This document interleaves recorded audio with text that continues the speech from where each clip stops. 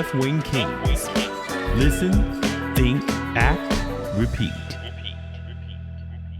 During the vice presidential debate, JD Vance called out Kamala Harris for not enacting her ideas while she was vice president. He said, she is a sitting vice president.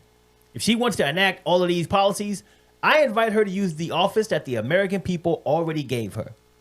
Ace, how the hell can Kamala Harris enact her policies as the sitting vice president? I got one better for you now. Name a vice president that enacted anything that you can remember right now. I only know one that did something. I mean, we can go back. There's only one vice president that tried to do something, and they didn't let him do that shit.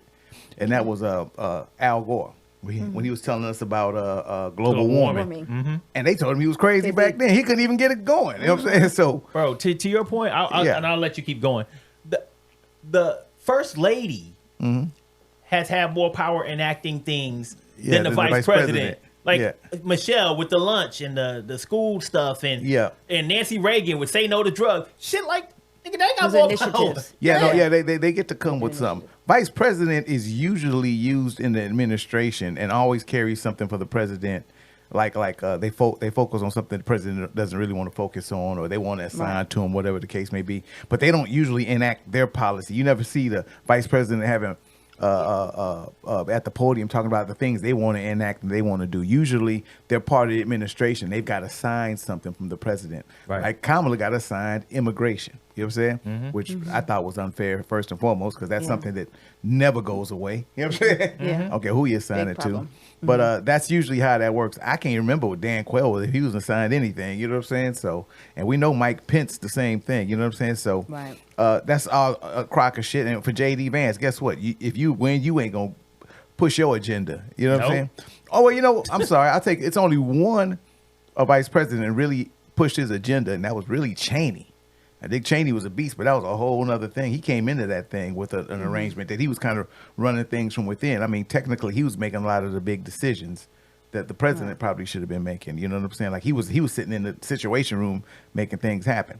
Bush was making origami in the corner, sitting there with his legs crossed, Indian style. Yeah, but so mean to Bush. Leave him alone. I would say more of a vice president is more of an influencer or an advisor.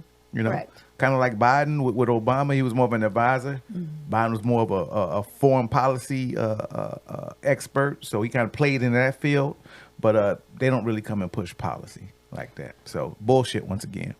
Gotcha. And again, you can always Google what does the vice president's role is. Everybody can research that information. So let me tell you what the VP powers is. The vice president of the United States does not have direct authority to enact policies.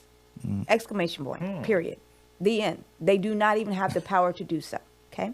So their primary constitutional roles are to serve as the president of the Senate. So when they cast a vote, they're normally the deciding factor. That is their primary role. Okay. So there's a tie. They're going to cast the last vote, which way we're going. They succeed the president if they're unable to serve. So if he passes away, if he comes incapacitated, then they now assume the role of the presidency. And last, like Ace said, power to influence policy through the advisory role to the president. So you have to think of it in a circumstance of, again, put yourself in the business world. So you have a president of the company, CEO, and then you have the underneath. Okay, CEO has the power to do more than the other one. They can influence them, but that's all the power that they have. They have the power of their words. Now, again, that individual has to be accepting to that, right? Which they may or may not be. But as far as enacting policy, the vice president does not have the authority to do so. So you saying, why hasn't she done? She cannot do. He could not do. The end.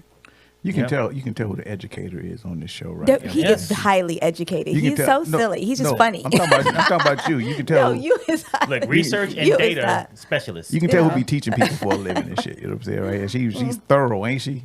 I learned some shit on that goddamn conversation right there. Exactly. But it's important for people to understand and know that, because we have individuals out there spreading falsehoods and making you think that this woman can just, a man or anybody or anyone as the vice president can just do whatever they want, and hey, I want this. Well, no, it's her turn. She wants to be president, and these are the things that she will have the power to influence as the president. So that's why she's talking about these things.